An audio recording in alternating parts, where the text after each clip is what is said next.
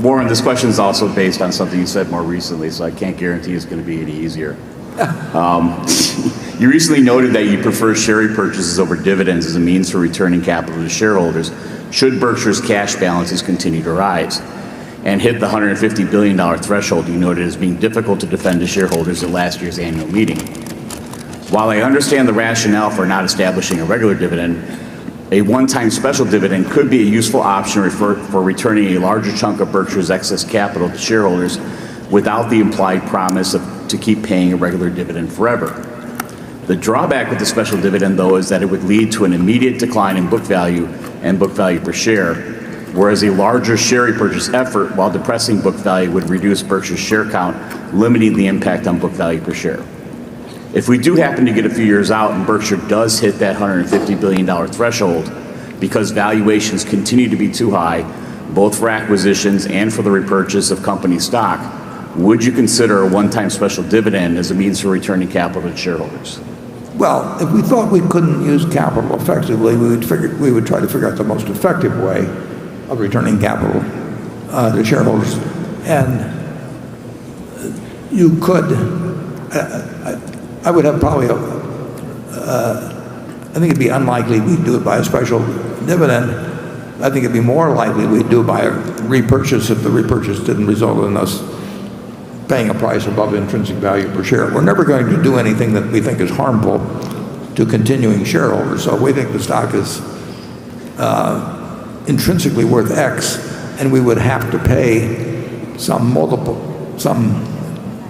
modest multiple even above that to repurchase shares, we wouldn't do it because we would be hurting continuing shareholders to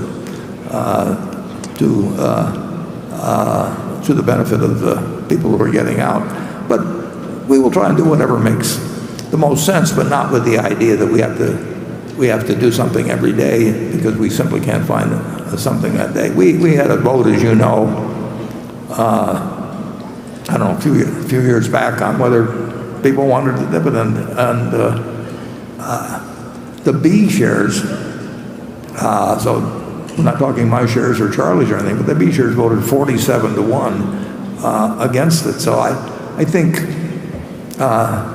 through self-selection of who become shareholders, I don't think shareholders world or countrywide on all stocks would vote 47-1 at all. But we get self-selection in terms of who joins us, and I think they expect us to do whatever we think makes the sense for all shareholders.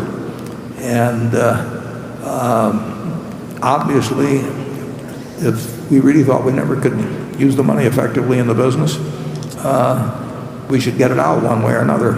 And you've got a bunch of directors who own very significant amounts of stock themselves, and you can expect them to think like owners. That's the reason they're on the board, and you can expect the management to think like owners, and owners will return money to all of the owners if they think it makes more sense than continuing to look for things to do. But we invested in the first quarter, maybe you have to look it up on certainly through April, probably close to $15 billion or something like that net. So, and we won't always be in a world of very low interest rates, nor high private market prices. So we will do what makes the most sense. But I can't see us ever making a special, or it's very unlikely we would just pay out a big special dividend. I think that if we put that to the vote of the shareholders, and Charlie and I did not vote, I think we would get a big negative vote, and I'd be willing to make a bet on that one. Charlie? Well, as long as the existing system continues to work as well as it has, why would we change it? We've got a whole lot of people that are accustomed to it, who've done well under it, and if conditions change, why, we're capable of changing our minds if the facts change.